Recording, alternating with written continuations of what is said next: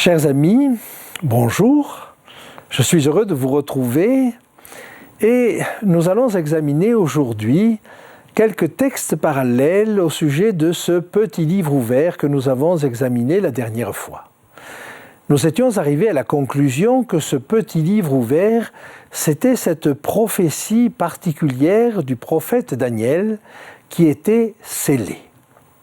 Alors, avant de l'examiner, il nous faut quand même comprendre ce qui est dit quand il avait été dit à Jean qu'au son de la 7e trompette, donc après qu'il aurait donné ce dernier message, le mystère de Dieu s'accomplirait. Eh bien pour cela, nous allons examiner deux textes, l'un qui se trouve dans l'Épître aux Colossiens au chapitre 1 et les versets 25 à 28, et l'autre dans l'Épître aux Éphésiens. Donc Colossiens 1, les versets 25 à 28. C'est d'elle que j'ai été fait ministre selon la charge que Dieu m'a donnée auprès de vous, afin que j'annonçasse pleinement la parole de Dieu, le mystère caché de tout temps et dans tous les âges, mais révélé maintenant à ses saints, à qui Dieu a voulu faire connaître quelle est la glorieuse richesse de ce mystère parmi les païens, à savoir Christ en vous, l'espérance de la gloire. Le mystère de Dieu, c'est Christ en vous, l'espérance de la gloire. Comment est-il possible qu'un homme pécheur vive pleinement la volonté de Dieu? C'est un mystère. Mais c'est un mystère qui est révélé. Et c'est un mystère qui va se révéler encore davantage dans la dernière génération, dans ce peuple prophète. Lisons un deuxième texte qui va nous amener à peu près la même chose. C'est dans l'Épître aux Éphésiens, au chapitre 1 et au versets 9 et 10. Nous faisant connaître le mystère de sa volonté selon le bienveillant dessein qu'il avait formé en lui-même, pour le mettre à exécution lorsque les temps seraient accomplis, de réunir toutes choses en Christ, celles qui sont dans les cieux et celles qui sont sur la terre. Mais comment réunir les choses qui sont dans les cieux et qui sont saintes, et ce qui est sur la terre si ça n'est pas saint ? Et vous voyez donc que cette réunion, cette réconciliation entre le ciel et la terre passe par un peuple sur cette terre qui fasse exactement la volonté de Dieu comme elle est faite au ciel, c'est-à-dire qui réponde à la demande de la prière de Jésus que l'on appelle le Notre Père. Donc voilà quel est l'objectif, le mystère de Dieu. Et cela sera accompli à la 7e trompette. Alors examinons maintenant, dans le livre de Daniel, ce texte parallèle, ce texte qui est scellé. J'aimerais vous faire observer déjà une petite chose, c'est que le fait de sceller ce texte est donné deux fois, au verset 4 et au verset 9. Examinons-le. Toi, Daniel, tiens secrètes ces paroles et scelle le livre jusqu'au temps de la fin. Plusieurs alors le liront et la connaissance augmentera. Puis le récit continue. Daniel a une sorte d'adjonction à sa vision précédente. Et il est dit au verset 9, « Va Daniel, car ces paroles seront tenues secrètes et scellées jusqu'au temps de la fin. » Vous voyez, dans ces circonstances-là, quand un texte dit clairement une idée et la redit un petit peu plus loin, cette idée s'applique prioritairement à ce qui est entre ces deux choses. Il s'agit d'une inclusion. Eh bien, la partie scellée, puisqu'il est dit qu'elle est scellée, il est demandé à Daniel de la sceller au verset 4, et qu'on nous dit qu'elle restera scellée au verset 9, la partie scellée, c'est ce qui se trouve entre le verset 4 et le verset 9. Et donc, nous ne nous trouvons pas devant l'ensemble du livre de Daniel qui serait scellé. Parce que ce livre de Daniel n'est pas resté scellé. L'essentiel du livre de Daniel a été compris très rapidement. À la Réforme, bien sûr, mais certaines personnes, comme le père Lacunza, avaient bien compris ces choses avant. Et même Jésus, lui-même, quand il prédit dans son discours eschatologique la chute de Jérusalem et la fin du monde, dit lui-même « Quand vous verrez l'abomination de la désolation dont a parlé le prophète Daniel établie en lieu saint, alors fuyez ». Par conséquent, Jésus avait bien décrypté une bonne partie, pour ne pas dire tout le livre de Daniel, et il en avait donné des éléments précis. Maintenant, j'aimerais vous faire sentir que ce petit livre a un autre parallèle. Nous reviendrons longuement sur le parallèle avec Daniel, mais ce petit livre a des caractéristiques qui nous poussent vers le livre d'Ézéchiel. Regardons ensemble Ézéchiel au chapitre 3, les versets 1 à 12. « Et il me dit, fils de l'homme, mange ce que tu trouveras, mange ce rouleau, et va, parle à la maison d'Israël. J'ouvris la bouche, et il me fit manger ce rouleau. Et il me dit, fils de l'homme, nourris ton ventre et remplis tes entrailles de ce rouleau que je te donne. Je le mangeai, et il fut dans ma bouche doux comme du miel. Et il me dit, fils de l'homme, va vers la maison d'Israël, et dis-leur mes paroles, car ce n'est point vers un peuple ayant un langage obscur, une langue inintelligible que je t'ai envoyé, c'est à la maison d'Israël. Et ce n'est point vers de nombreux peuples ayant un langage obscur, une langue inintelligible dont tu ne comprends pas les discours. Si je t'envoyais vers eux, ils t'écouteraient. Mais la maison d'Israël ne voudra pas t'écouter, parce qu'elle ne veut pas m'écouter. Car toute la maison d'Israël a le front dur et le cœur endurci. Voici, j'endurcirai ta face pour que tu t'opposes à leur face. J'endurcirai ton front pour que tu t'opposes à leur front. Je rendrai ton front comme un diamant, plus dur que le roc. Ne les crains pas. Quoiqu'ils soient une famille de rebelles, il me dit, fils de l'homme, reçois dans ton cœur et écoute de tes oreilles toutes les paroles que je te dirai. Va vers les captifs, va vers les enfants de ton peuple, tu leur parleras, et qu'ils écoutent ou qu'ils n'écoutent pas, tu leur diras, ainsi parle le Seigneur l'Éternel. Et l'Esprit m'enleva. J'entendis derrière moi le bruit d'un grand tumulte. Béni soit la gloire de l'Éternel, du lieu de sa demeure. Ce texte-là est intéressant parce qu'il a de nombreux parallèles avec le texte d'Apocalypse. Ce livre, comme celui que Jean a mangé, est doux à ses entrailles. Mais par contre, est doux à sa bouche, mais amer à ses entrailles. Et par conséquent, il y a là quelque chose d'agréable, et la découverte de la prophétie est toujours agréable. Mais quand il s'agit de l'annoncer à des gens qui ne veulent pas l'entendre, alors ça devient difficile. Et j'aimerais vous lire, vers la fin du chapitre, ce qui est dit à partir du verset 16. Au bout de 7 jours, la parole de l'Éternel me fut adressée en ces mots. « Fils de l'homme, je t'établis comme sentinelle sur la maison d'Israël.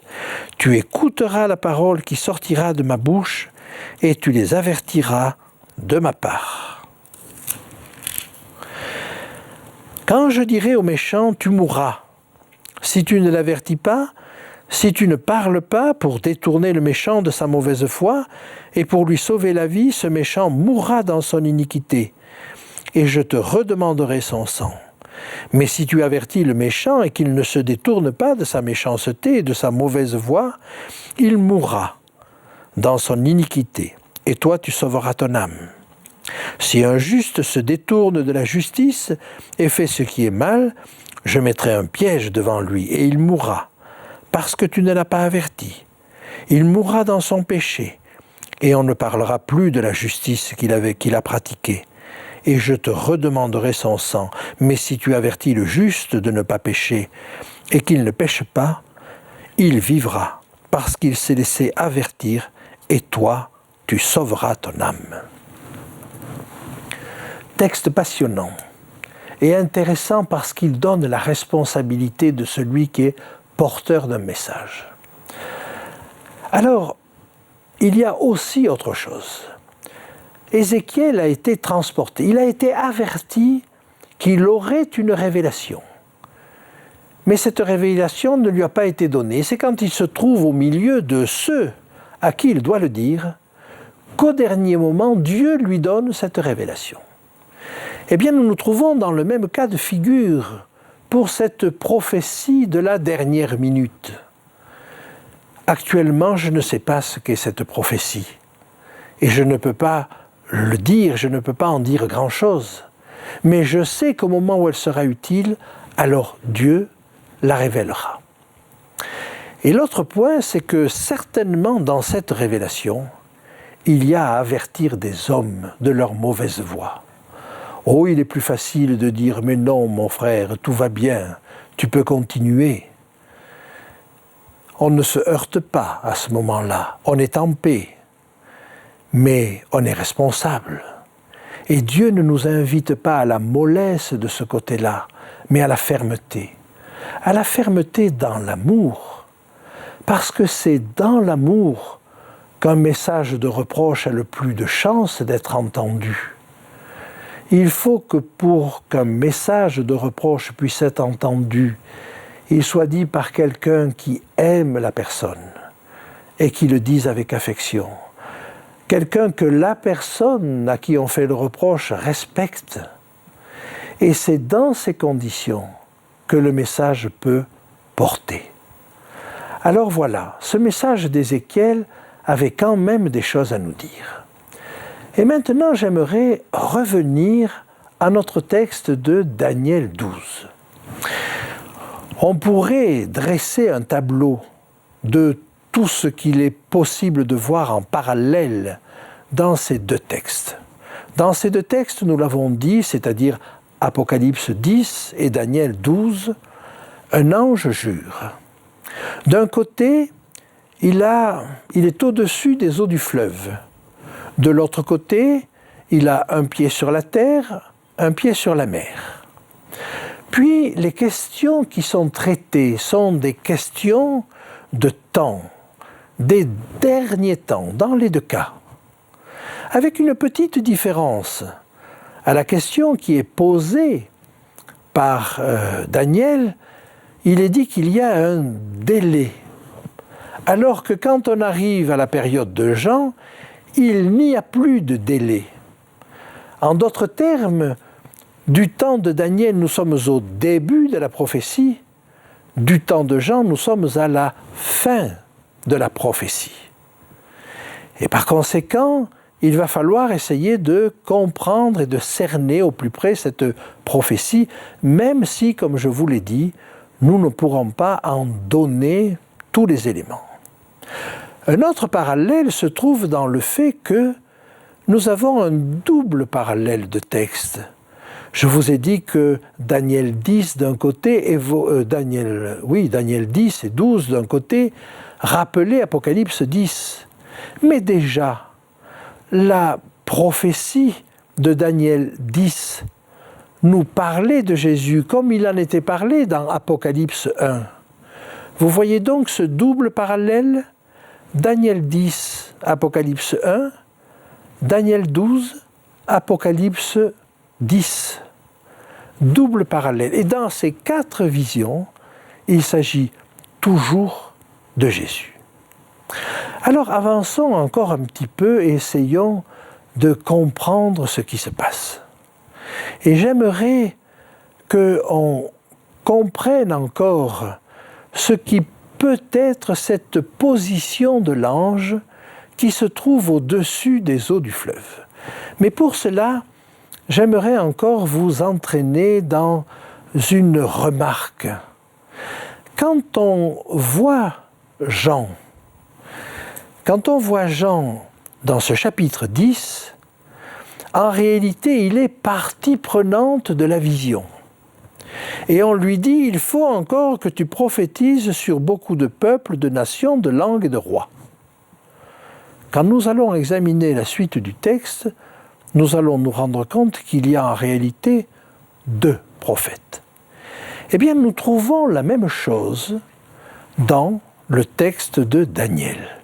Et dans ce texte de Daniel, Daniel va poser une question qui est à peu près comparable à celle que posent deux hommes, l'un des deux hommes qui se trouve dans la vision. Je reprends ceci à partir du verset 5 du chapitre 12 de Daniel.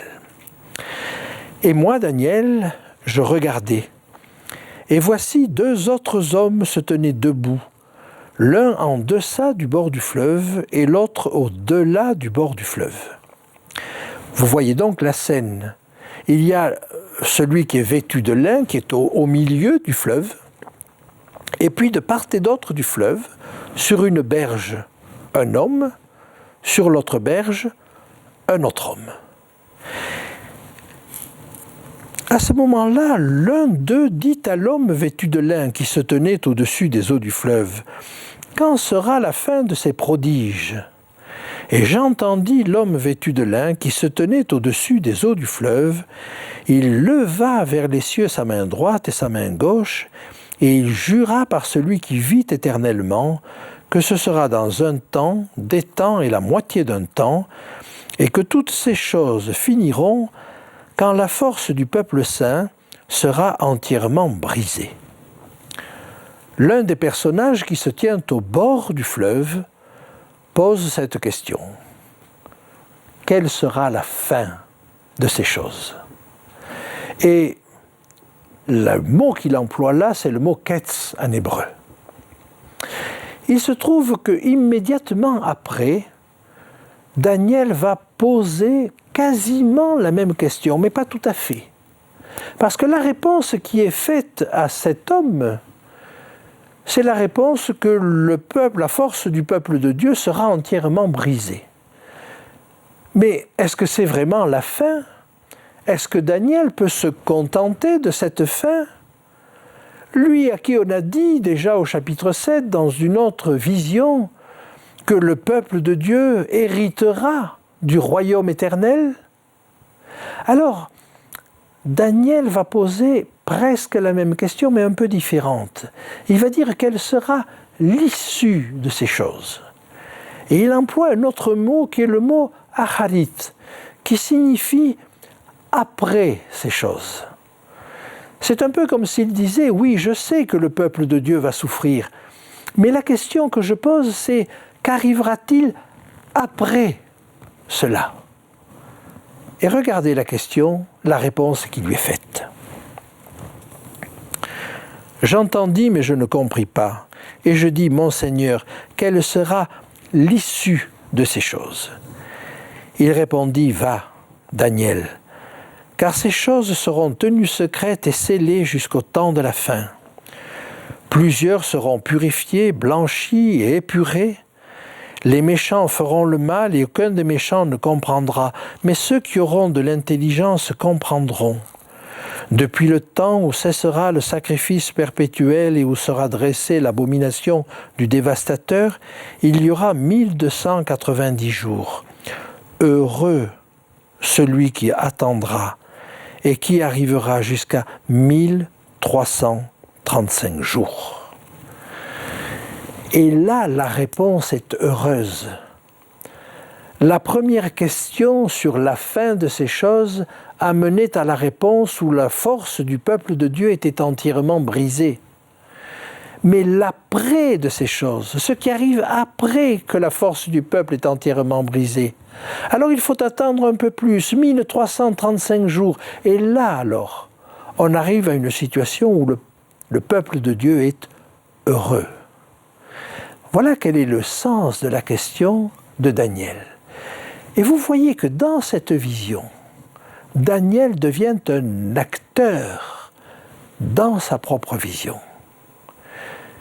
Presque comme s'il était l'un des deux personnages qui sont de part et d'autre du fleuve.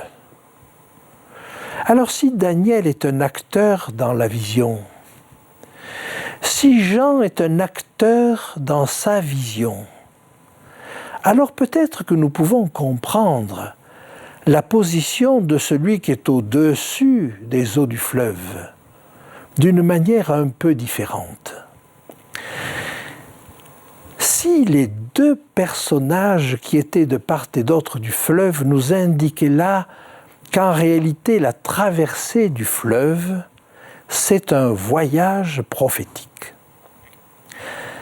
Quand nous sommes à l'époque de Daniel, le personnage est au-dessus des eaux du fleuve. Et aux deux bouts du voyage prophétique, qui croyez-vous qu'il y a ? Sinon le prophète Daniel et le prophète Jean. Alors à l'époque de Daniel, on est au milieu du voyage. Jésus est au-dessus du fleuve. Mais quand on arrive à l'époque de Jean, le personnage a un pied sur la terre et un pied sur la mer. Il est presque au bout du voyage. Pour finir le voyage, il lui reste juste un demi-pas à accomplir. Ramener le pied qu'il a sur la mer vers la terre. Un demi-pas pour finir le voyage. Nous sommes presque à l'issue de ce voyage. Ma question est simple à partir de là. Ne voulez-vous pas faire partie de ce voyage prophétique ? Ne souhaitez-vous pas être de ce peuple qui va dire la vérité, au risque peut-être de souffrance, mais qui va être vrai et qui va donner à la dernière génération une ultime chance de se repentir et de se tourner vers Dieu.